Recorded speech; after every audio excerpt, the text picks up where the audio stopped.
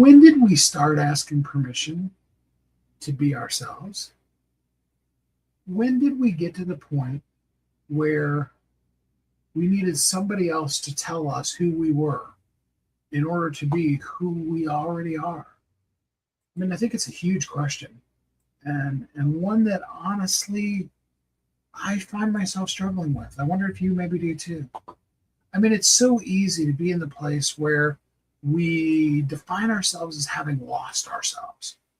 And then at one point, I lost myself, and I was, and we have all those kind of stories, and I've heard myself tell a bunch of them, and I've heard some of the rest of you tell them as well.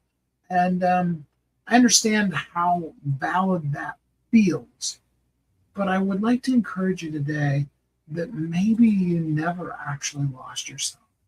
Maybe what was missing, what was quote unquote lost, and I use that very loosely, maybe it was just a matter of we felt like we needed permission to be ourselves. Like we needed somebody else to tell us, hey, you're good enough. What you're doing counts. What you're doing matters. And so, therefore, you have permission to be you.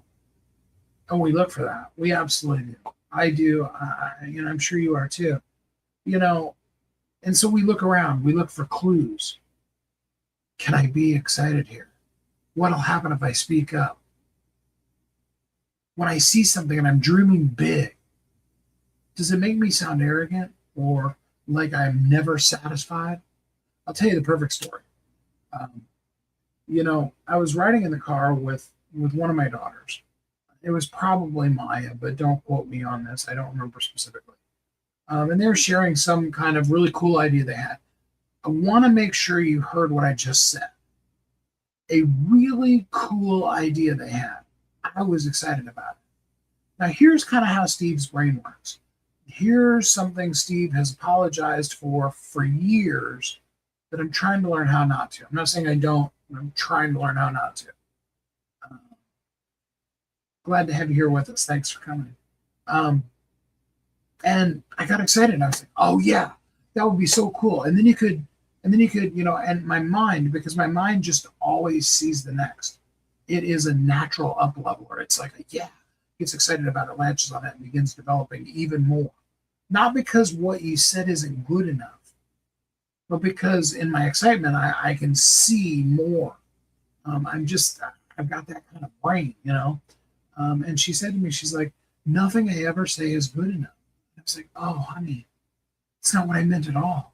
What you said is amazing. It's cool, and it could be great just the way that it is. I'm just excited about it because I see all the potential, all the possibilities that come from that. And that's something that, I really can't contain.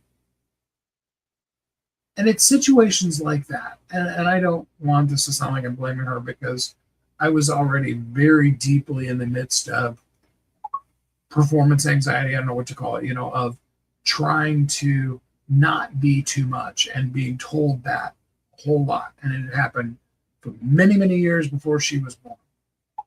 And we give ourselves permission, or rather don't, whichever way you want to look at it, to not be fully alive.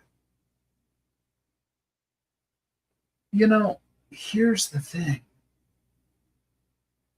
I don't remember anybody actually specifically telling me that I don't have permission to not do those things.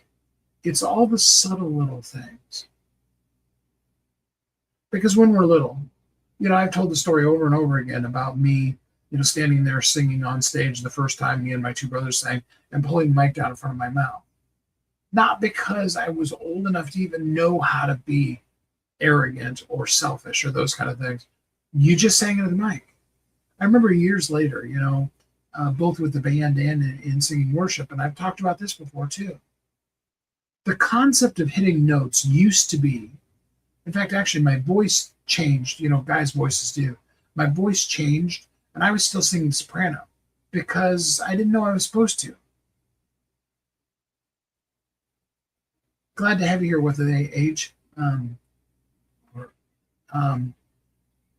And so I would just throw my head back and sing whatever the note was. It just popped out of my mouth. And then over the years, you're told you're too loud, you're told you're too much. And what ends up really happening is we stop asking, am I alive?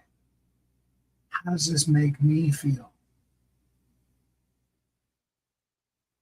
And then we start asking, am I allowed?